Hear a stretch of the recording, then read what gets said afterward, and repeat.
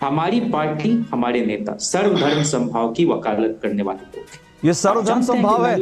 ये कहना सरस्वती चरित्र, माँ सरस्वती चरित्रहीन थी, ये सर्वधर्म संभाव है आपका। किसी भी मजहब में जो भी दकियानुसी ख्यालात हैं उसको बहुत बढ़ावा नहीं दिया जाना चाहिए। हलाला दकियानुसी है क्या डॉक्टर जिज्ञासु? डॉक्टर जिज्ञासु, हलाला दकियानुसी है क्या? खुदा को पा गया वाइज मगर है, जरूरत आदमी को आदमी की, हम इंसानों की, जिंदा लोगों की बात करते हैं। मैं हलाला के जिंदा महिलाओं के साथ नहीं होता। हलाला किनके साथ होता है? हलाला किनके साथ होता है? ज्ञान सुनिए जिज्ञासु जी, अपना ज्ञान ना ज्ञान मेरे पास भी बहुत है। मैं ज्ञान देने शुरू करूंगा तो 1 घंटा ज्ञान दे सकता हूं। और चलिए इनकी आवाज काटिए, अब मैं जरा इनको बताता हूं, इनके पढ़े लिखे, मैं आपको ये भी दिखाता हूं। अब आपको ये भी समझना चाहिए बयान क्यों दे रहे हैं। हिंदुओं को गाली दो, हिंदू देवी देवताओं का अपमान करो, पर मुसलमानों का, ईसाई का, बाकी किसी का आएगा, गिग्गी बन जाएगी इनकी। तो हेलो दोस्तों, नमस्कार, जय जय श्री राम। दोस्तों आज का एक और डिबेट वीडियो काफी धमाकेदार होने वाला है, क्योंकि आज के डिबेट में हमें देखने को मिलने वाले हैं राष्ट्रवादी पत्रकार अशोक श्रीवास्तव। दोस्तों आज के इस डिबेट में अशोक श्रीवास्तव ने आरजेडी के प्रवक्ता को डिबेट में जमकर धोया है, क्योंकि आरजेडी के एक नेता ने मां सरस्वती का अपमान करते हुए उन्हें चरित्रहीन बोल दिया था। बस इसी को लेकर आज का ये डिबेट चलने वाला है, जिसमें आरजेडी के जो प्रवक्ता होते हैं वो अपने नेता को डिफेंड करने के लिए आए होते हैं। फिर उसके बाद राष्ट्रवादी पत्रकार अशोक श्रीवास्तव ने इनकी डिबेट में ऐसी क्लास लगाई है जिसे देखने और सुनने के बाद आप सभी को आनंद आ जाएगा। तो आज के इस डिबेट में आप लोग शुरू से लेकर अंत तक बने रहिएगा, पूरे डिबेट को ध्यान से सुनिएगा, तभी आप सभी को पूरी डिबेट समझ में आएगी। और हाँ दोस्तों, अगर आज की ये डिबेट आप सभी को थोड़ी बहुत अच्छी लगेगी तो वीडियो को लाइक करके चैनल को हमारे जरूर सब्सक्राइब करिएगा। आइए आज की इस धमाकेदार डिबेट को स्टार्ट करके देखते हैं। चलो भाई देखो अब मैं क्या कर। क्या मंदिर जो है वो मानसिक गुलामी का रास्ता है? मंदिर देखिए, इस देश में संविधान इस बात की अनुमति देता है और व्यवस्था करता है कि जो भी जिस धर्म को माने, जो भी जिनकी इबादत करें, वो उनकी व्यक्तिगत पसंदगी है, वो उनका अपना निजी चयन।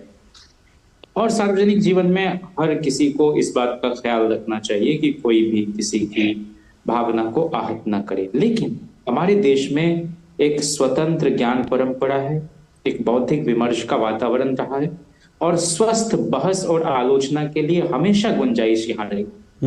हम ये मान के चलते हैं कि हमारा जो भी धर्म है और उसके जो भी ईश्वर है, अल्लाह हैं, वो इतने कमजोर नहीं हैं कि उनकी हिफाजत के लिए हमको आगे आना पड़े। वो तो सबकी देखभाल करते हैं। तो हम जो बार बार ये आहत होने जैसी बात करते हैं, तो मुझे लगता है कि यह साइंटिफिक टेम्पर को बढ़ाने के लिए जो संविधान में एक पैरोकारी की गई, हम उस स्पिरिट को कितना नीचे ले जाएंगे अगर हम इन छोटी छोटी बातों को लेकर इतने उद्वेलित हो जाएंगे। मैं आपको एक चीज डॉक्टर जिज्ञासु, एक बात पूछता हूँ लोकसभा में। डॉक्टर जिज्ञासु एक बात मुझे बताइए ना, एक बात मुझे बताइए। अच्छा लगा मुझे, आपने खुलकर समर्थन किया। कम से कम डबल चेहरा नहीं रखना चाहिए। अगर आपको मंदिर मानसिक गुलामी का प्रतीक लगता है, आपको लगता है कि इस पर डिबेट होनी चाहिए, आपको लगता है ये बौद्धिक स्तर है लोगों का। नहीं, सुनिए मेरी बात सुनिए। मैं आपसे सिर्फ पूछ रहा हूं, क्योंकि कहते हैं ना मंदिर मस्जिद तो एक ही जैसे होते हैं। तो मस्जिद कौन सी मानसिकता का प्रतीक है, जरा बताइए मेरे इस डिबेट में, शो में बताइए। आपके मंदिर मस्जिद कौन सी मानसिकता का प्रतीक है, ये भी बताइए जरा मुझे। मंदिर हो कि मस्जिद हो, गुरुद्वारे हो कि गिरजे हो कि बौद्ध विहार हो, हर कोई अपनी आस्था के मुताबिक अपनी उपासना पद्धति को अपनाता है। हमारी पार्टी, हमारे नेता सर्वधर्म समभाव की वकालत करने वाले लोग हैं। ये सर्वधर्म संभाव है डॉक्टर जिज्ञासु, माफी चाहता हूं, सर्वधर्म संभाव है। ये कहना सरस्वती चरित्र, मां सरस्वती चरित्रहीन थी, ये सर्वधर्म संभाव है आपका। ये कहना कि मंदिर जो है गुलामी, ये कहना कि मंदिर की घंटी जो अंधविश्वास है, क्या ये सर्वधर्म संभाव है? अगर सर्वधर्म संभाव है तो मुझे एक बयान बताइए आपके किसी नेता ने दूसरे धर्म को लेकर ये दिया, तब मैं मान जाऊंगा ना कि आप इस धर्म की भी बुराई करते हैं, इस धर्म की भी बुराई करते हैं। जरा मुझे एक बयान बताइए अपने किसी। तो कह रहा हूं कि किसी भी मजहब में जो भी दकियानुसी ख्यालात हैं उसको बहुत बढ़ावा नहीं दिया जाना चाहिए। हलाला दकियानुसी है क्या डॉक्टर जिज्ञासु? हलाला दकियानुसी है क्या? हलाला प्रथा, हलाला प्रथा दकियानूसी है। मैं क्या कह रहा हूँ कि हर मजहब में, सर मैं तो आपसे सर हर मजहब बीच में पॉइंटेड सवाल पूछ रहा हूँ डॉक्टर जिज्ञासु, पॉइंटेड सवाल डॉक्टर जिज्ञासु, पॉइंटेड सवाल पूछ रहा हूँ डॉक्टर जिज्ञासु, पॉइंटेड सवाल। क्या हलाला, क्या ना पॉइंटेड सवाल है, क्या हलाला जो है वो दरअसल वो कुप्रथा है? क्या हलाला जो है वो गलत प्रथा है? क्या हलाला जो है महिला विरोधी प्रथा है? जरा बताइए। अरे मैं खुदा को पा गया वाइज मगर है, जरूरत आदमी को आदमी की, हम इंसानों की, जिंदा लोगों की बात करते हैं। मैं हलाला क्या जिंदा महिलाओं के साथ नहीं होता? हलाला किनके साथ होता है? हलाला किनके साथ होता है? ज्ञान सुनिए जिज्ञासु जी, अपना ज्ञान ना, ज्ञान मेरे पास भी बहुत है। मैं ज्ञान देने शुरू करूंगा तो 1 घंटा ज्ञान दे सकता हूं, और मेरे जितने गेस्ट बैठे हैं वो आपको 2 घंटा ज्ञान दे सकते हैं। मैंने सीधा सवाल पूछा, सवाल का जवाब देने की हिम्मत है क्या हलाला कुप्रथा है? हिम्मत है तो बताइए। अरे भाई मेरे, अरे हिम्मत है तो बोलिए ना। अरे भाई मेरे हिम्मत है, भाई मेरे हिम्मत है, भाई मेरे हिम्मत है, भाई मेरे हिम्मत है, जिगरा है, जिगरा है भाई मेरे, भाई मेरे जिगरा है, भाई मेरे जिगरा है, भाई मेरे जिगरा है, भाई मेरे जिगरा है, ये सारे कौशल विफल होंगे। भाई मेरा हिम्मत है, भाई मेरे हिम्मत है, भाई मेरा हिम्मत है। आपने क्या पढ़ा है? भाई मेरे हिम्मत है, आपने क्या पढ़ा है? अच्छा चलिए, इनकी आवाज काटिए, अब मैं जरा इनको बताता हूं, इनके पढ़े लिखे, मैं आपको ये भी दिखाता हूं। अब आपको ये भी समझना चाहिए बयान क्यों दे रहे हैं, मैं ये भी दिखाता हूं, और बयान कौन दे रहा है जरा ये भी देख लीजिए, उसकी बुद्धि कितनी है जरा ये भी देख लीजिए। मैं ये भी दिखाता हूं, जरा एक आपको वीडियो दिखाता हूं, उससे आप अंदाजा लगा पाएंगे। ये जो बौद्धिक बातें कर रहे हैं ना जिज्ञासु जी, इनके मुंह से एक बार नहीं निकला हलाला कुप्रथा है। वहां पर जो है इनकी घिग्गी बन जाती है, इनकी घिग्गी बन जाती है, मुंह से आवाज नहीं निकलती। और वैसे बोलने के लिए, ज्ञान देने के लिए हिंदू हैं, हिंदुओं को गाली दो, हिंदू देवी देवताओं का अपमान करो, पर मुसलमानों का, ईसाई का, बाकी किसी का आएगा, घिग्गी बन जाएगी इनकी। ये हालत है इनकी। और अब मैं आपको दिखा रहा हूं, ये जो कह रहे हैं ना, ये जो इनका ये जो कायर बहादुर, मैं आरजेडी विधायक के शब्दों का इस्तेमाल करूंगा, ये जो कायर बहादुर कह रहे हैं ना कि ये जो है वो मंदिर जो है वो लोग जाते हैं जो पाखंडी हैं, वो कह रहे हैं कि मंदिर जो है, मैं आपको अब एक चीज दिखा, आज मंदिर कौन गया ये भी आपको दिखाता हूं, जरा चलाइए क्लिप। और साथ में इस कायर बहादुर का आपको इतिहास भी बताऊंगा। ये देखिए, इसरो के प्रमुख हैं ये, आज इन्होंने भारत को अंतरिक्ष में एक और कामयाबी दिलाई है। इनकी शिक्षा क्या है? एरोस्पेस इंजीनियर हैं, एरोस्पेस इंजीनियर हैं, और ये एरोस्पेस इंजीनियर, इसमें गोल्ड मेडल इनको मिला। ये हैं इसरो के प्रमुख। और दूसरी तरफ ये जो कायर बहादुर है, इसकी शिक्षा कितनी है जानते हैं? ये 10वीं पास है। जो आपके देवी देवताओं का अपमान कर रहा है, जो ज्ञान जिसके पक्ष में खड़े आरजेडी के प्रवक्ता, ये 10वीं पास है। इसके ऊपर अपराध का एक मामला है, और 10वीं पास होने के बावजूद इसके पास 14 करोड़ की संपत्ति है, जो इसने अपने विधानसभा में बाकायदा घोषित की है।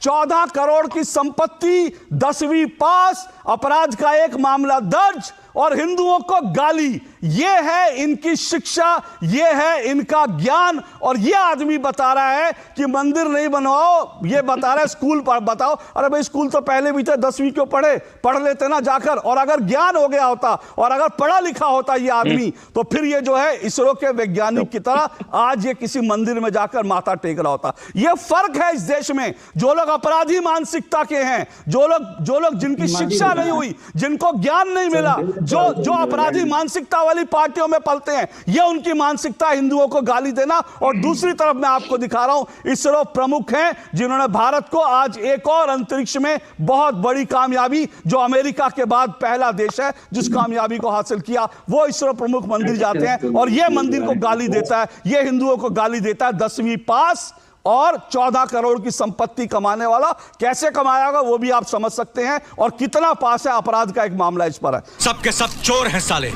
इस बार आरजेडी के एक विधायक ने कहा है कि जो मंदिर हैं वो मानसिक गुलामी का रास्ता है, और जो राम जो हैं उनका कोई अस्तित्व नहीं है। एक बार फिर ये कहा गया कि राम एक काल्पनिक हैं, और मां सरस्वती जिन्हें स्कूलों में जिनका चित्र देख करके हमने पढ़ाई शुरू करी, वो कहते हैं कि मां सरस्वती चरित्रहीन थी। इस तरह के बयान हिंदुओं के लिए देने की हिमाकत जरूर कर लेते हैं ये, किसी और के आगे इनकी जो है जबान नहीं खुलती। आज यही नहीं, अभी और सुनिए। आरजेडी को कहा जाता है MY फैक्टर जो है, ये लालू जी ने एक MY फैक्टर बनाया था, मुस्लिम यादव, जिसमें यादव तो क्योंकि लालू जी यादवों के बड़े नेता हैं, अब तेजस्वी जी बड़े नेता हैं, और मुस्लिम अगर मिल जाए तो आपको लगता है जीत का एक फॉर्मूला बन जाता है। तो 19 जो आप सीटों पर लड़े थे उसमें से 8 यादव थे, 5 मुस्लिम थे, यानी 19 में से 13 जो है MY फॉर्मूले में से थे। तो क्या यही फॉर्मूला है जिसके तहत है कि भाई जितना हिंदुओं को गाली दे देंगे उतना मुस्लिम वोट कंसोलिडेट होगा? यादव तो हैं ही क्योंकि यादवों के बड़े नेता हैं।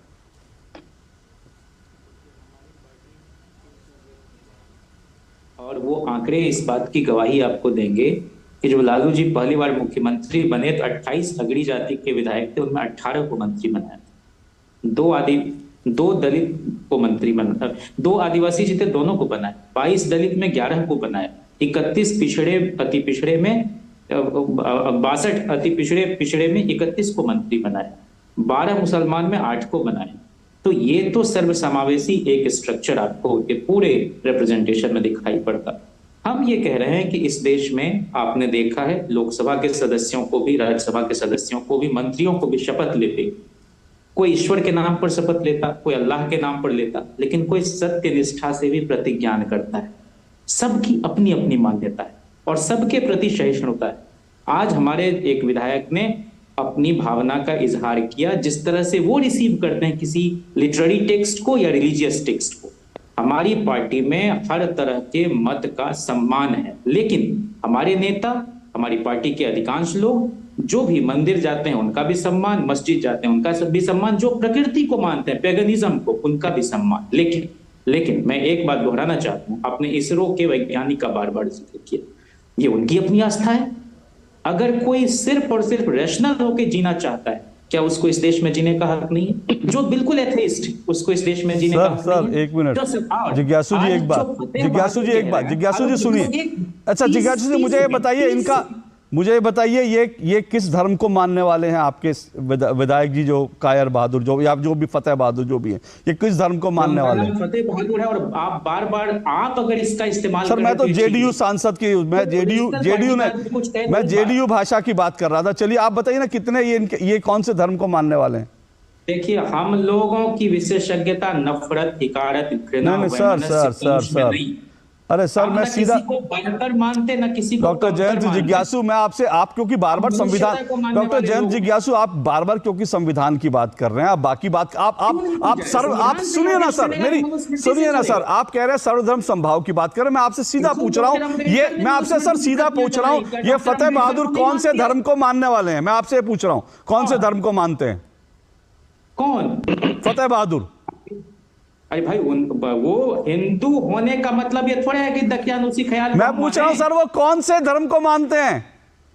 अरे भाई वो हो सकता है बिल्कुल नास्तिक हो। नहीं अब मैं आपको बताता हूं, सुनिए सर, आप सुनिए सर, आपकी पार्टी के विधायक हैं, आपको नहीं पता, मैं आपको बता देता हूं, मैं आपको बता, सुनिए एक मिनट रुकिए सर। अभी देखिए ये भी डिजाइन है, वो हिंदू धर्म को नहीं मानते, सनातन धर्म को नहीं मानते, वो खुद को वो बौद्ध कहते हैं।